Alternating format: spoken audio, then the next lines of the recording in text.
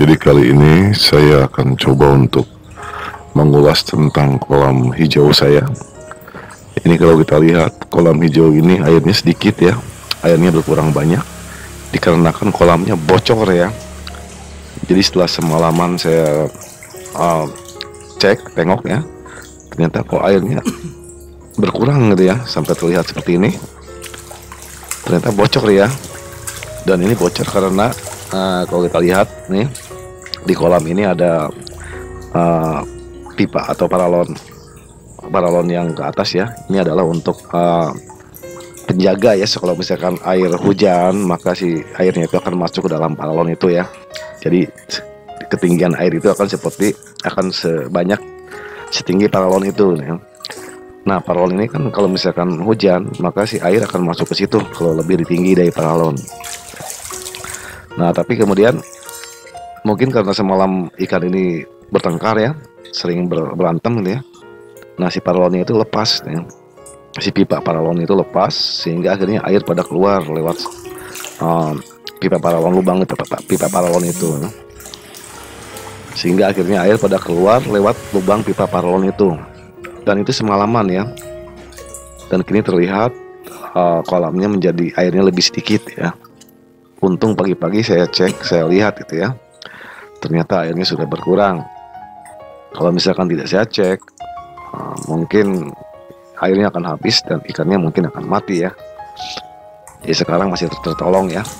Jadi si pipa paralonnya saya pasangkan lagi seperti itu, sehingga airnya masih ada.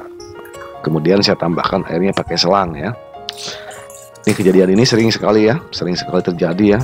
Kalau misalkan malam-malam itu mereka suka bertengkar, itu selalu mungkin si ikan itu pada berlari dan menabrak si pipa paralon, sehingga pipa paralonnya akhirnya jadi terlepas ya.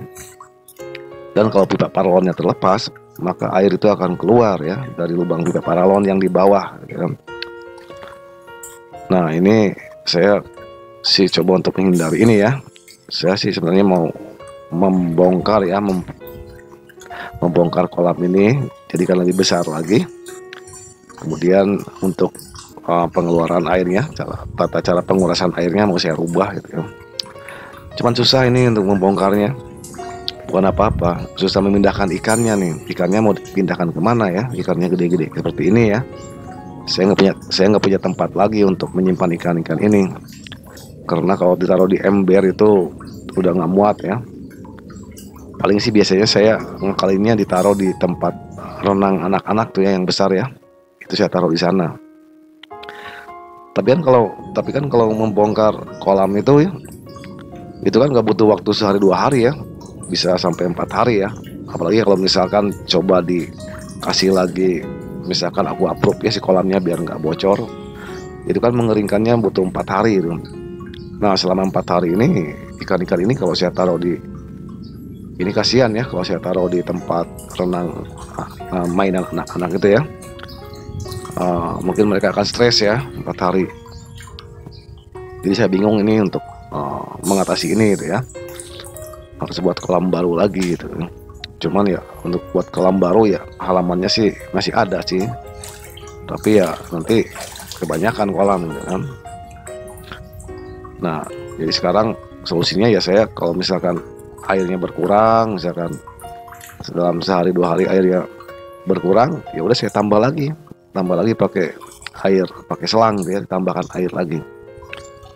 Karena ini airnya itu dalam sehari 2 hari itu kadang-kadang suka berkurang ya, entah bocor dari mana ya, saya nggak tahu ya, karena kolamnya sudah lama itu ya, pasti sudah ada bocoran-bocoran kecil yang kalau misalkan dibiarkan lama-lama ya airnya akan habis juga ya, walaupun bocornya cuma sedikit. Takutnya ini kalau misalkan saya tinggal pulang mudik misalkan seminggu, wah ini ikannya berbahaya nih, bisa-bisa pada mati semua gitu ya, karena airnya bocor gitu ya. Jadi saya lagi cari akal nih, bagaimana caranya supaya kolam ini tidak bocor lagi gitu ya. Oke teman-teman, segitu dulu video dari saya ya. Sampai jumpa di video selanjutnya. Salam ikan predator.